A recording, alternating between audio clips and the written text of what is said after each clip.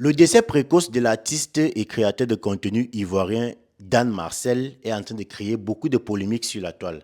Lorsque vous allez sur Facebook, sur TikTok, vous tapez décès de Dan Marcel, vous allez voir beaucoup de contenus, beaucoup de vidéos où des gens sont en train de dire que Dan Marcel a été empoisonné. Il y a même un voice qui est en train de se balader partout là sur TikTok, un voice que les gens utilisent pour faire des collages, un voice qui est en train de décrire comment est-ce que Dan Marcel a été empoisonné et comment est-ce qu'il a été emmené à l'hôpital, qu'il a souffert. Il a souffert pendant, je crois, 2 mois et qu'il a finalement rendu l'âme. Donc, presque tout le monde, ou alors la grande majorité des gens sont en train d'affirmer, de soutenir cette hypothèse d'empoisonnement, que Dan Marcel aurait été empoisonné le jour de son anniversaire, à sa propre fête d'anniversaire, par un ami qui est jusqu'ici inconnu. Alors, vous allez m'excuser dans cette vidéo parce que moi, depuis un certain moment, moi j'ai décidé de ne plus suivre les faits de masse.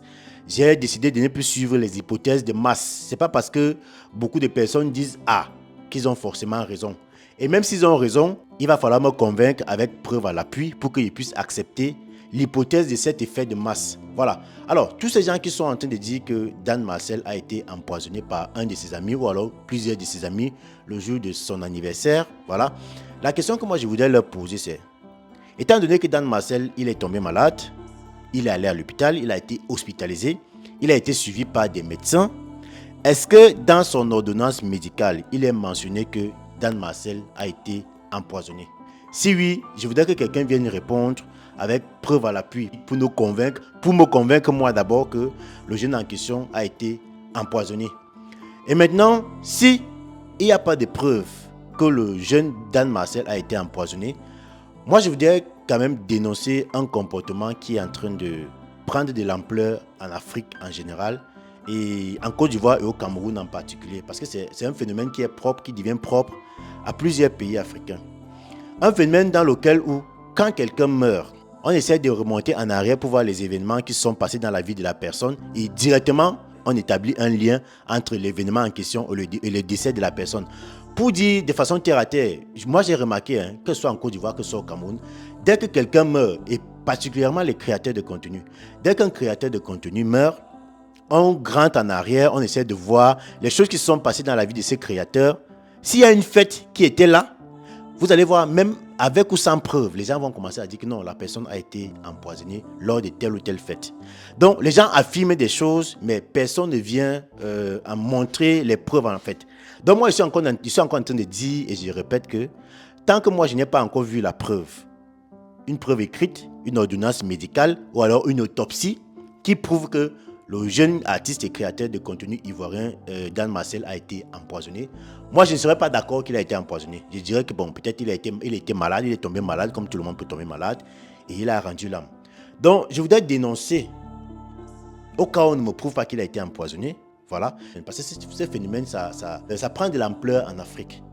Et les gens ne s'imaginent pas des conséquences que cela a sur la société et sur les Africains.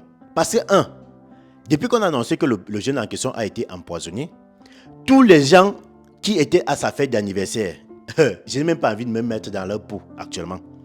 Donc imagine que tu as été invité à cette fête d'anniversaire, même si c'est que tu n'es coupable de rien, mais le simple fait qu'on dise que le gars a été empoisonné à sa fête d'anniversaire, toi qui étais l'invité de cette fête, j'imagine un peu comment tu te sens actuellement.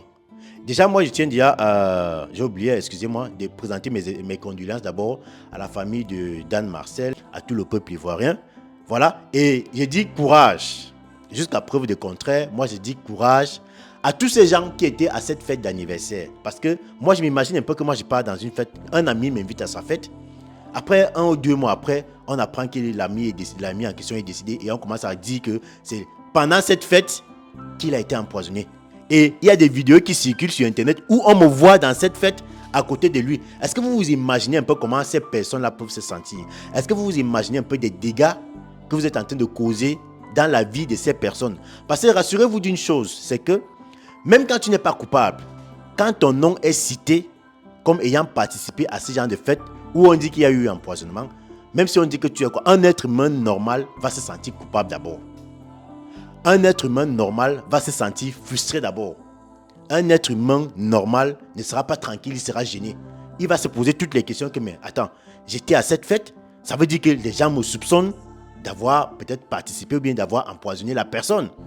Tous ceux qui ont assisté à cette fête sont actuellement, je ne sais pas, essayez un peu de vous mettre à leur place.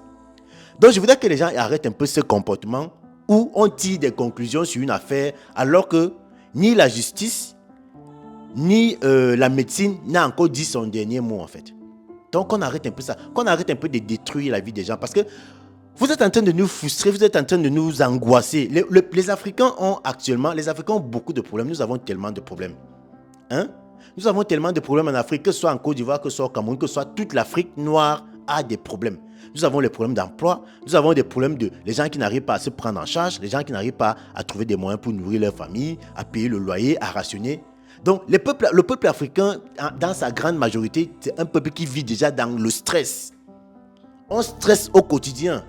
Et maintenant, quand vous venez encore avec des problèmes comme ceci, vous venez encore ajouter. Mais attends, c'est pour que vous voulez que nous on vive comment? Vous voulez que les gens vivent comment en fait? Est-ce que vous avez déjà vu une société qui peut évoluer sans que les gens n'aient des amis? Est-ce qu'une société peut évoluer sans que les gens n'aient des fréquentations? Est-ce qu'un être humain peut vivre sans se divertir? Est-ce qu'un être humain peut vivre sans faire des sorties avec ses amis, avec la famille et tout? Parce que ce n'est pas... Aujourd'hui, on est en train de fustiger les amis. Dans d'autres cas, c'est souvent la famille qu'on indexe. Mais vous voulez qu'on vive comment? Est-ce que les gens peuvent vivre comme ça, renfermés dans eux-mêmes? Est-ce qu'on peut vivre comme ça? Bon, maintenant, moi, j'ai une autre question à poser.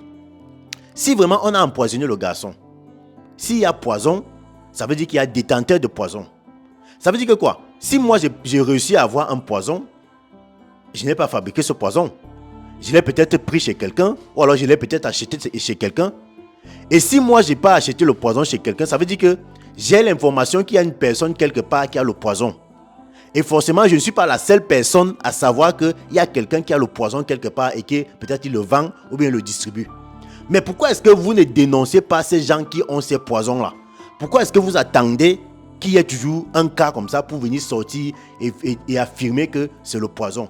Pourquoi est-ce qu'on ne met pas la main sur ces gens qui ont ce poison-là? Parce que s'il y a un poison, forcément, il y a quelqu'un qui vend ou bien qui distribue ce poison. Pourquoi est-ce qu'on n'arrête jamais, on n'en parle jamais de ces gens qui détiennent ce poison? J'ai pris l'exemple tout à l'heure que si moi j'ai le poison, ça veut dire que je suis allé prendre ça chez quelqu'un. Ça veut dire que je connais la personne qui peut me donner le poison. Et je ne suis pas le seul à connaître cette personne qui a le poison.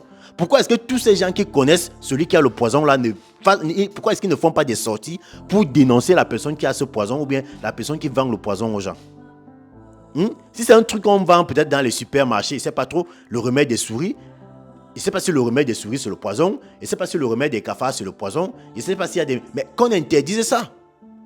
Si on parvient peut-être à nous démontrer que le remède des souris c'est un poison, mais qu'on interdise la vente et la fabrication des remèdes de souris, que les scientifiques, que nos gouvernements fassent des recherches dessus.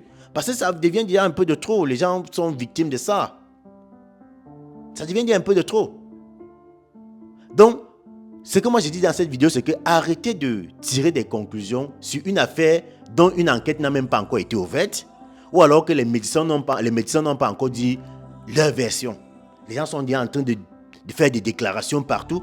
Excusez-moi, hein, peut-être il y a déjà les preuves que le gars a été empoisonné, mais moi je n'ai pas encore vu les preuves en question. Peut-être s'il y aura les preuves, là je vais changer de langage. Mais arrêtez un peu. Arrêtez un peu de nous saturer, arrêtez un peu de nous stresser. Nous les Africains, nous sommes déjà assez stressés comme ça là. Pour venir encore nous interdire de se faire des amis, vous venez encore nous interdire de marcher avec des gens. C'est vrai qu'il y a des jalousies, c'est vrai qu'il y a des gens qui ont le mauvais cœur, c'est vrai qu'il y a les greux, c'est vrai qu'il y a tout ça. Il y a les gens, on ne va pas nier qu'il y a la jalousie qui existe. Quand on voit quelqu'un qui est en train d'évoluer, de percer, qui vit un peu bien, il va faire des jaloux et on va chercher à lui faire du mal. Mais il ne faut pas que ça devienne qu'à chaque cas qui arrive, c'est soit le poison, c'est soit la sorcellerie, c'est soit le moukwanye, c'est soit le femme-là, c'est ceci, c'est cela. Donc, arrêtez un peu, s'il vous plaît. Arrêtons un peu cette mentalité-là. Parce que ça nous avance pas. C'est une mentalité, au contraire, qui crée encore beaucoup de frustration au milieu du peuple africain. Les gens vont vivre comment? Comment est-ce que les gens peuvent vivre sans se divertir?